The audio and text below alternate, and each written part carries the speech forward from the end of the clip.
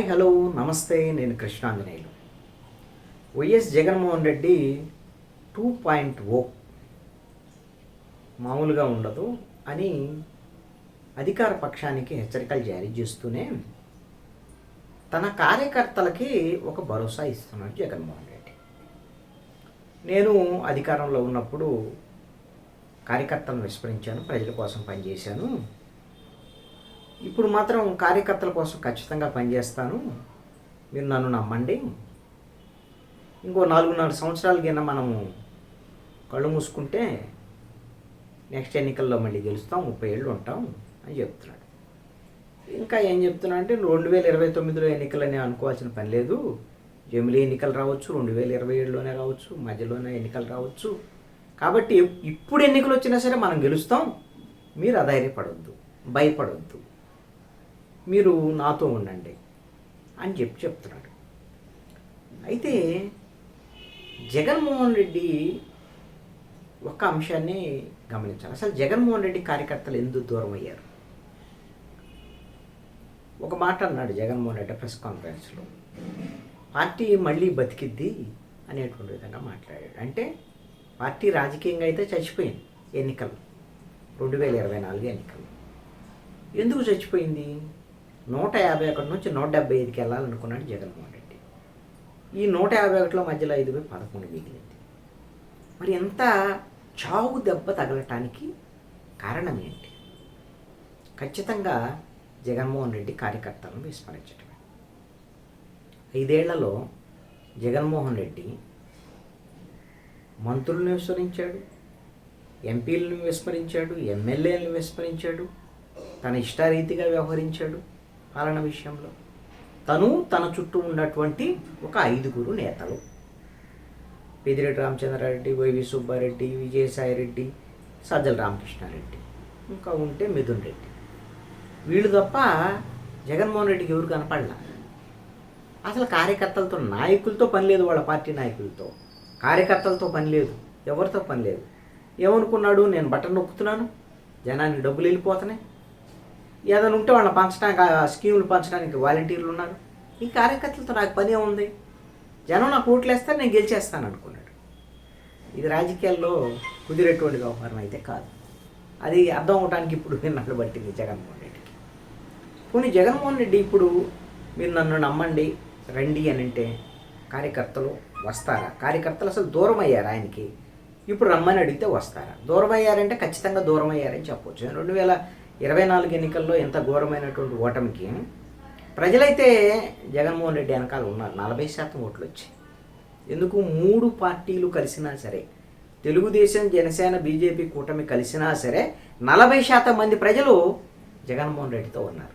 జగన్మోహన్ రెడ్డితో లేనటువంటి వాళ్ళు ఎవరు అంటే వైఎస్ఆర్ కాంగ్రెస్ పార్టీ కార్యకర్తలు, వైఎస్ఆర్ కాంగ్రెస్ పార్టీ నాయకులు, వైఎస్ఆర్ కాంగ్రెస్ పార్టీ తరపున గెలిచినటువంటి స్థానిక సంస్థల ప్రజాప్రతినిధులు, వీళ్ళెవ్వరూ కూడా జగన్మోహన్ రెడ్డి వెనకాల లేరు, వైఎస్ఆర్ కాంగ్రెస్ పార్టీ వెనకాల లేరు. దీనికి కారణం ఏంది? వాళ్ళని విస్మరించడం వల్లే.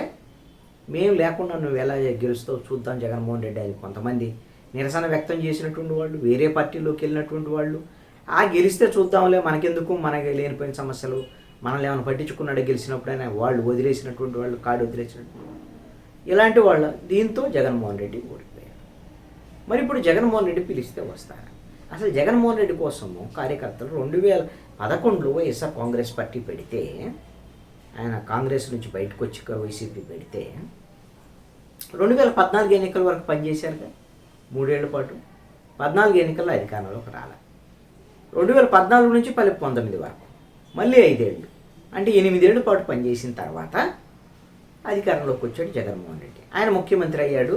తన చుట్టూ ఉన్నటువంటి నాయకులు, వాళ్ళకి సంబంధించినటువంటి వ్యవహారం, ఇవన్నీ వాళ్ళకి కావాల్సిన పనులు, ఇవి తప్ప ఇంకేం లేదు. 8 ఏళ్ళు కార్యకర్తలు అందరూ కూడా, నాయకులందరూ, క్షేత్రస్థాయి నాయకులు పనిచేస్తే అధికారంలోకి వచ్చి వాళ్ళని విస్మరించాను నువ్వే చెబుతున్నావు. ఇప్పుడు ఈ రోజున అధికారంలో ఉన్నప్పుడు ఒక 5 ఏళ్ళు, అంతకుముందు 8 ఏళ్ళు ప్రతిపక్షంలో ఉన్నప్పుడు, మళ్ళీ అధికారంలోకి వచ్చినటువంటి 5 ఏళ్ళు, 13 సంవత్సరాల పాటు కార్యకర్తలను విస్మరించారు. 13 ఏళ్ళు. ఇప్పుడు మళ్ళీ ఒక 5 ఏళ్ళు మళ్ళీ ప్రతిపక్షంలోకి వచ్చారుగా. 13 + 5 18 ఏళ్ళు. అంటే జీవితకాలంలో ఒక 33 ఏళ్ళు ఒక తరం అని అనుకుంటే సగం ఆ, తరం వాళ్ళది ముగిసిపోయినట్టే కదా.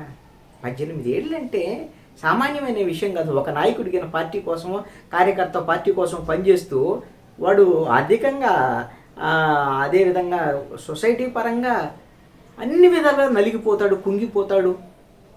అలాంటి వాడు మళ్ళీ తిరిగి నీ మాటలు నమ్మి ఎలా వస్తారు జగన్మోహన్ రెడ్డి? ఒకసారి నువ్వు ఆలోచించుకో.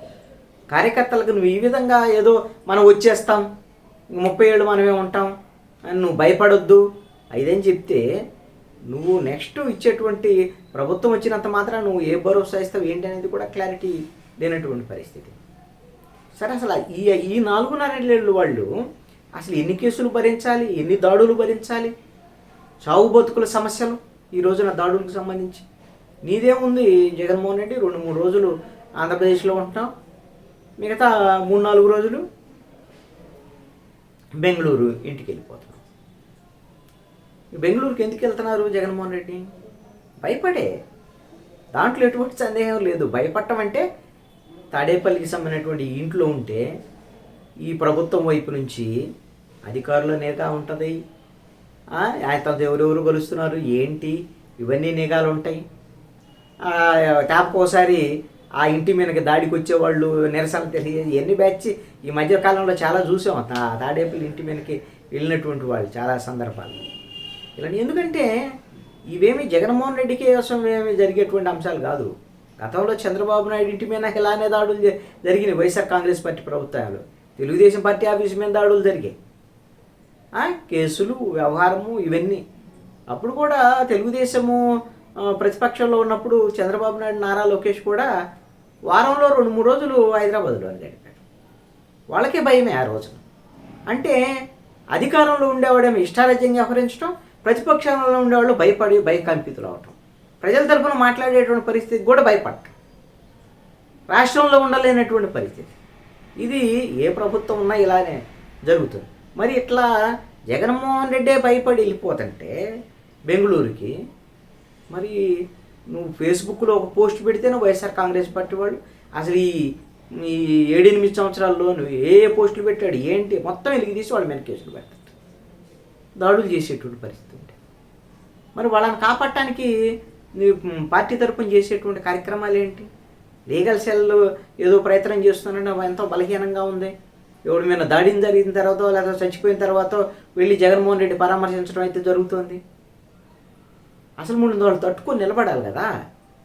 వాళ్ళ ఆర్థిక పరిస్థితులు ఇబ్బందులు ఇప్పుడు ఈ విధంగా 13 ఏళ్ల నుంచి ఇబ్బందులకు గురయ్యి నీకు మద్దతు ఇచ్చినందుకు వాళ్ళు ఎన్ని ఇబ్బందులకు గురవుతున్నారు?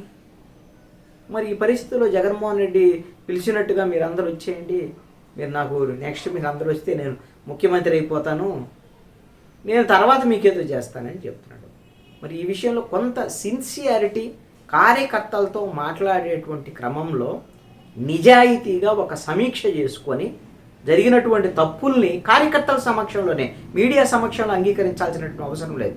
నాయకుడు ఆ సమీక్ష చేసుకొని తప్పులను అంగీకరించి భవిష్యత్తులో ఆ తప్పులు జరగవు అనిగిన జగన్మోహన్ రెడ్డి హామీ ఇస్తే కార్యకర్తలు తనతో పాటు ఉండేదానికి అవకాశాలు ఉండొచ్చు. కార్యకర్తలు లేకపోతే జగన్మోహన్ రెడ్డి ప్రతిపక్ష నాయకుడిగా కనీసం ప్రభుత్వానికి వ్యతిరేకంగా ప్రజల మధ్యకు వచ్చి ఏదైనా నిరసన తెలియజేసే అవకాశాలు కూడా తక్కువగా ఉంటాయి.